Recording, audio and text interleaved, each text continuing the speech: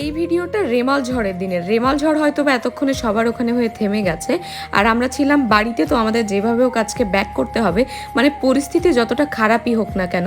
আর এই ফলটা আমি খেয়েছিলাম, এটা যদি তোমরা কেউ নাম জেনে থাকো অবশ্যই আমাকে জানিও কমেন্ট করে।